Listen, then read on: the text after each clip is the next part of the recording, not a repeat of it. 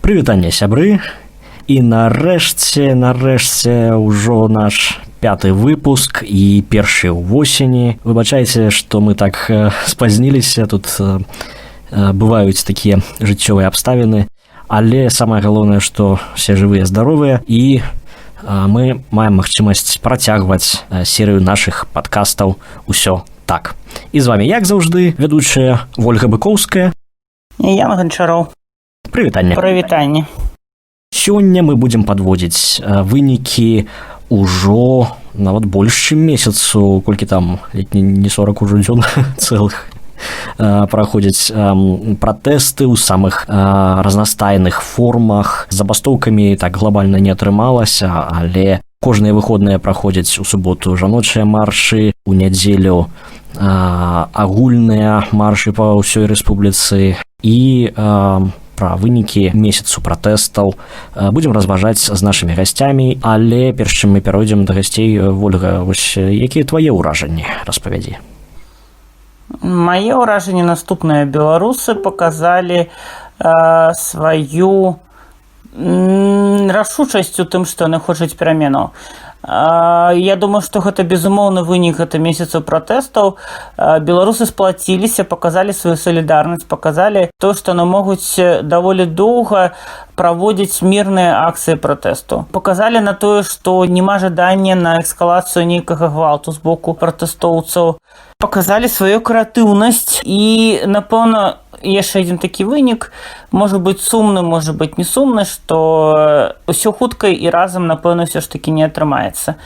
Не атрымаецца раз і змяніць уладу, таму што Александр Лукашенко не ідзе на нейкія перамовы, не ідзе на дыялог, але мне падаецца, што у нас усё наперадзе, што будучыня беларусаў ўсё ж такі даволі неблагая, таму што нам трэба гэта неяк перажыць гэты час, і перамога ў любым выпадку будзе за намі. Але хочацца, напэўна, яшчэ паслухаць, што пра гэта скажуць і астатнія удзельнікі. Ну і Ян, можа, ты таксама хочаш сказаць пару словаў пра сваё ўражанне?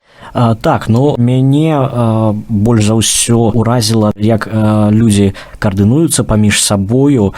Дарэчы, шмат у чым дзякуй нашым айцішнікам, якія распрацоўваюць тэхналогіі, і не толькі тэхналогіі, дарэчы, з пункту гледжання псіхалогіі і субардынацыі паміж імі шмат чаго перанеслася ў грамадства. Гэта датычыцца і гарызантальных сувязяў, так, калі няма такіх ярка вылучаных лідараў, а людзі проста я магу гэта, а я гэта, і так яны каардынуюцца і дзякуючы тэхналогіям сінхранізуюць свае дзеянні. І мне падаецца, гэта можа крыху занадта пафасна прагучыць, але чараўніцтва. І так, сябры, зараз да нас падключаецца Юрась Губарэвіч, старшыня руху за свабоду. Вітаем вас, спадар Юрась.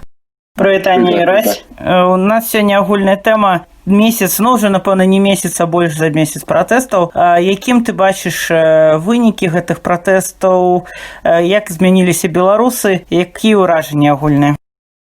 Да, час хутка бяжыць, ужо 1,5 месяцы, в принципе, амаль.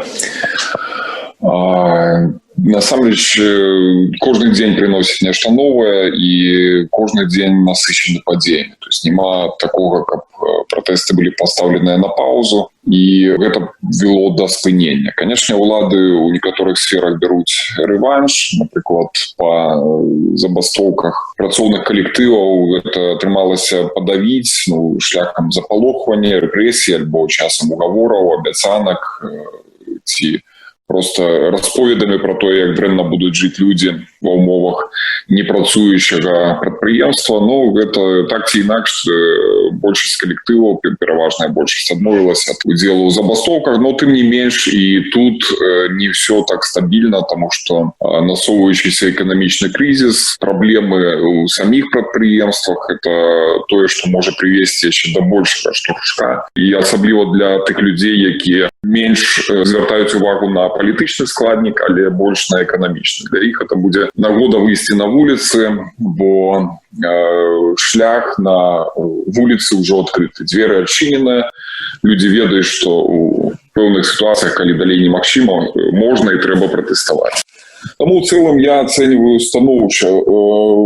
Сам факт того, что люди в Беларуси научились публично заявлять про свои правы, конечно, те подеи, которые идут фоном, про які мы чуем кожен день, становча оценить немагчыма. Это дзеянні улады по затрыманні, збіцці мирных людей, регулярная информация про то, кого арестовали, кого кинули на сутки, альбо все больше и больше заявляется поведомлению про новые распачатые криминальные справы, но изноў-таки это агонія режима, бо в целом переломить хребет беларускаму грамадству режим не здолеў. Якімі ты бачыш будучыню гэтых пратэстаў? Ну, не толькі, можа быць, пратэстаў, а самой гэтай змены ўлады. Што будзе, напрыклад, з каардынацыйным саветам? Ці атрымалася ў уладаў яго, ну, можа быць, нейкім чынам заціснуць? Ці ён працягвае працу, як і працаваў раней? Ну, что тысяч протестов, то формы меняются, и часом переход отбывается от лобового сутыкнення до некой партизанки, такой властивой белорусам, бо сопротивление проявляется просто в самых нечеканных формах, там сходит на низовый уровень, дворы, кварталы. Что тычыцца координационной рады, яна по-ранейшаму протягивает свою деятельность, спроба обезголовить раду праз посадку и выгнание с краіны членов президиума, яна апынулася марнай, бо так ці інакш рада гэта не некалькі асобаў, некалькі лідараў, які былі на першых сторонках, а рада гэта, ну, это прадстаўнічы, можна сказаць, орган беларускага грамадства, тому что на сёння есть порядка 6 тысяч заявок и 4500, по-моему, сяброў в пашыраным складзе рады. Это все те люди, які открыто выказаліся про сваім жаданні удзельнічаць у працы гэтага органа, дзейнасць якога ад самых першых дзён стварэння была абвешчана па-за законам и узбуджана крымінальная справа. Знаешь, что люди не боятся, и на змену тым, каго ўлада кідае за краты альбо выпихвая з краіны, прыйдуць десятки новых людей. Таму працэс спыніць немагчыма. Што тычыцца дзейнасці і нейкіх перспектыў, тут трэба азначыць, што координацыйная рада гэта орган, які створаны дзеля вырашэння канкрэтных трох пытанняў. Гэта перш за ўсё стварэнне перамоўнай пляцоўкі па пытанні перадачы, мірнай перадачы ўлады, і гэтая прапанова да ўладных органаў, яна па сённяшні дзень актуальна. Спыніць гвалт і распачаць перамовы пра змену кіруючай верхушкі. Бо, як вядома, Александр Лукашенко прайграў апошнія выбары, і з гэтым фактам давядзецца змірыцца яму і ягонаму атачэнню.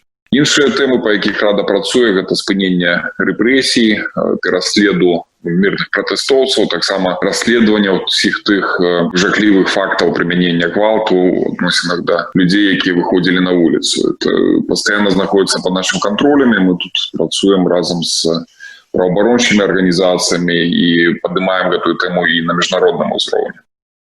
Спадар Юрась, недавно стало вядома, што Еўрапарламент падчас свайго паседжання аб'явіў рэзалюцыю, якой пазначыў, што якраз каардынацыйны савет гэта орган, якому можна давяраць і з якім трэба весці размовы. Ці можна казаць, што фактычна Александр Лукашенко няхай сабе не наўпростава, але быў так бы прызнан нелегітымным? Ну, Александр Лукашенко наўпростава прызнаны нелегітымным, калі браць рэзалюцыю Еўрапейскага парламента, а таксама тыя рашэнні, якія адбыліся ў нашых краінах-суседзях, это і Польша, Літва і Украіна.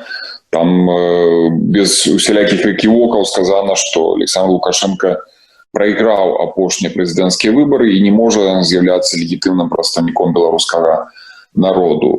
Такую ж думку, натуральна, падзяляе большасць беларускага грамадства, якая працягвае пратэставаць супраць знаходжання гэтага чалавека пры ўладзе.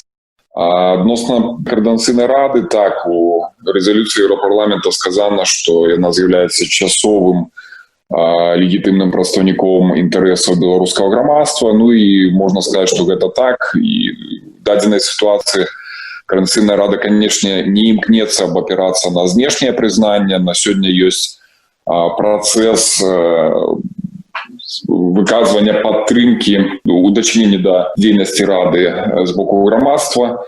Гэты працэс адбываецца праз галасаванне на платформе «Голас», а таксама праз рашэнне кіруючых органаў шматлікіх грамадскіх і палітычных аб'яднанняў, якія ёсць у Беларусі.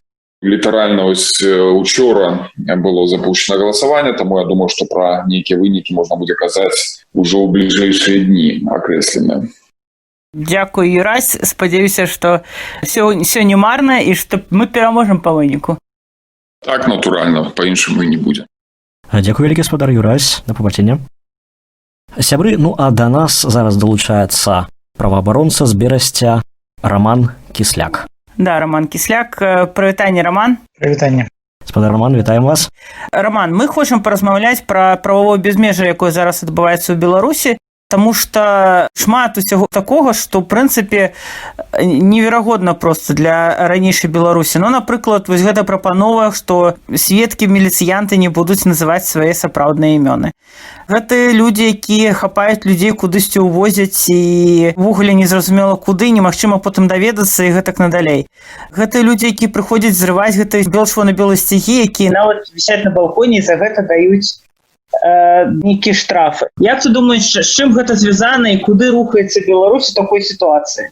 Безусловно, это связано с тем, что власти не могут уже в рамках закона, в рамках правовых процедур бороться с инакомыслием. Поэтому используются такие методы беспредела или произвольного государства, когда власти делают, что хотят и как хотят. Безусловно, вот эти действия, когда сотрудники милиции, других правоохранительных органов, они действуют инкогнито, закрывая лицо, без демонстрации своей принадлежности к какому-либо органу, без представления. Это направлено на то, чтобы в меньшей степени устрашить тех, кого не задерживают либо избивают. Як ты думаешь, ці ёсць у беларусаў магчымасць змагацца з гэтай сітуацыяй? Определенные действия можно совершать. Мы можем использовать определенные процедуры для, скажем так, защиты и предотвращения нарушений, в частности, по поводу того, когда людей похищают. Есть процедура обращения в рабочую группу по насильственным исчезновениям. Надо понимать, что когда идет факт самого задержания, скрывается местонахождение задержанного лица, это с точки зрения международного права является насильственным исчезновением. И в этом случае можно, во-первых, обращаться в рабочую группу ООН по произвольным задержаниям, также в рабочую группу по насильственным исчезновениям. Есть такие вот две правовые процедуры ООНовские. Также можно подавать заявления, родственники, близкие, друзья, заявлением о том, что человек исчез, о том, что он насильственно исчез, насильственно похищен. Это не просто исчезновение, не просто человек, когда пропал, таких случаев много, а когда его предположительно задержали и скрывают местонахождение. Это является преступлением с точки зрения международного права. Скажи, ласка, Беларусь фактично першы раз, калі трапіла ў даклад ААН, мне падаецца, што першы раз наконт катаванняў. І зараз вось таксама яшчэ адны праваабаронцы зрабілі вялікі даклад з гэтай нагоды. Якія для Беларусі міжнародныя, можа быць, прававыя наступствы будуць гэтага ўсяго? Беларусь не первый раз попадает в такие доклады, но, безусловно, вот масштаб этих репрессий и массовость, их грубость, он повысил план, такого не было до сих пор. И, безусловно, поэтому заявление Управления Верховного комиссара по правам человека, заявление других ООНовских органов, сейчас идет рассмотрение белорусского вопроса в Совете по правам человека. Вот сегодня сейчас происходит это заседание. Безусловно, вот это все поднимает риторику этих международных органов. Они уже ссылаются на эти многочисленные нарушения, похищения, избиения, насильственные исчезновения. И, несомненно, это будет оказывать влияние, в том числе и на другие государства, которые соседствуют. Надо понимать, что вопросы прав человека не могут являться внутренним делом государства. Чтобы государства, должностные лица избивали, похищали людей на демонстрациях. Это недопустимо. Поэтому, несомненно, вопросы прав человека все больше и больше поднимаются в международных органах в отношении Беларуси. У меня, ведаешь, есть такое зусім простенькое пытанне. Просто что трэба рабіць? Может быть, у тебя есть 1, 2, 3 парады. Вот звоняць у дзверы и кажуць, что пришли с обшуком. Есть некие парады, что трэба зрабіць 1, 2, 3 в такой ситуации? Что правоабаронцы раяць рабіць в такой ситуации? Ну, если к вам пришли с обыском, то заявляют, за дверьми звонят и заявляют, что пришли к вам с обыском. Ну, безусловно, если просто не открывать, может быть составлен еще один протокол об административном правонарушении за неповиновение. С другой стороны, человек может сомневаться, что это сотрудники милиции, что это следователь. Поэтому вот он может говорить, что я не знаю, кто вы и почему пришли, почему вы не позвонили заранее. И вот таким образом здесь все зависит от ситуации. В общем-то, следователи или сотрудники милиции, которые приходят с обыском, при наличии достаточных бумаг, они, в принципе, и дверь могут взломать. Это тоже надо понимать, что если уже начали ломать дверь, то, в принципе, это может либо психологическая такая атака, либо они реально могут сломать дверь и вскрыть, и войти, и провести обыск. А скажи, ласка, было же шмат гэтых інцыдэнтаў са збіццём пратэстоўцаў. На жаль, пакуль ніводнай крымінальнай справы на гэтай нагоды няма, але ёсць алгарытм, таксама зноў-такі 1, 2, 3. Затрымлівалі, білі, што трэба рабіць далей?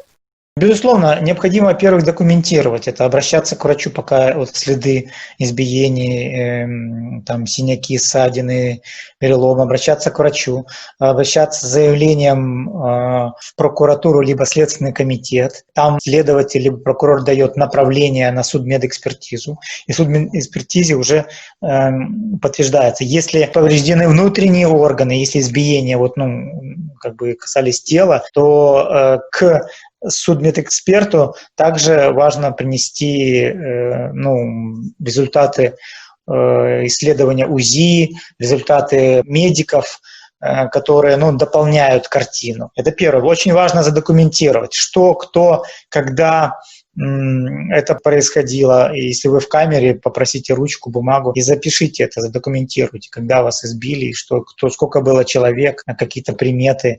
В последующем, когда уже человек находится на свободе, то он может, соответственно, подать заявление во внутренние органы, прокуратуру или Следственный комитет. Это превышение должностных полномочий, это то, что сотрудники милиции либо других органов производят избиение, немотивированное, ничем не обоснованное, то это превышение по нашему закону внутреннему, по Уголовному кодексу, это превышение служебных полномочий с применением насилия, это уголовная статья. Также это может восприниматься как жестокое обращение бесчеловечное, либо непосредственно как пытки. И после обращения, если возбуждение дела затягивается, в принципе, необходимо обжаловать это, либо отказ в возбуждении уголовного дела, либо затягивание такое. И в последующем может открываться возможность обращения в международные органы по расследованию. Это Комитет по правам человека, и ряд других органов, в зависимости от обстоятельств, в зависимости от нарушений.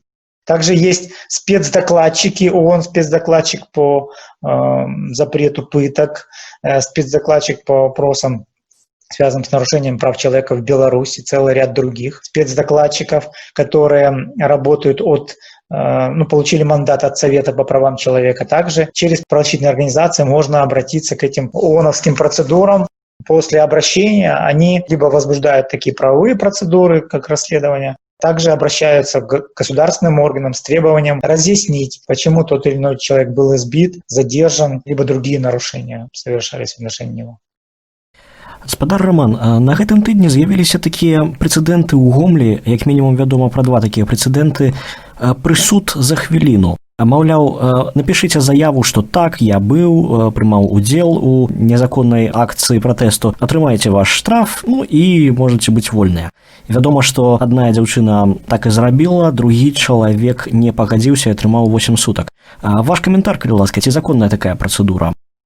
Безусловно, когда меня в августе доставляли в суд, я услышал, когда мы сидели в автозаке, пришел сотрудник конвойной службы и кричал на нас, что вы тут придумали, вы заявляете адвоката, кто будет заявлять адвоката, а он будет, вот 400 человек рассмотрит, тогда вы сами последние пойдете, когда неизвестно. Безусловно, это такое давление, несомненно. Человек сам уже определяется, решает, каким образом ему действовать.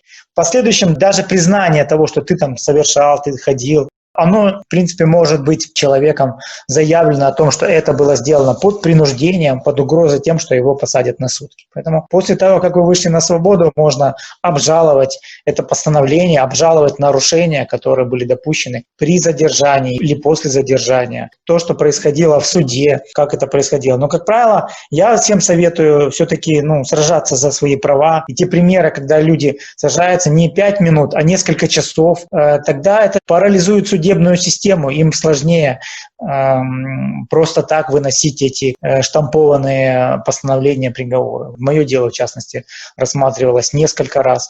В мае это было 4 судебных заседания. Другие активисты также. По-разному. Кто-то хочет быстро пойти домой, как правило, те, кто в первый раз привлекается, хочет быстро забыть это все. А кто уже несколько раз бывал, он старается защищать свои права. И очень важно защищать свои права, даже если вы в данном случае, в данный момент не защитите себя от штрафа либо административного ареста в виде суток, все равно ваше заявление, ходатайство, оно все фиксируется, отражается. Очень важно, чтобы была публика, которая фиксирует.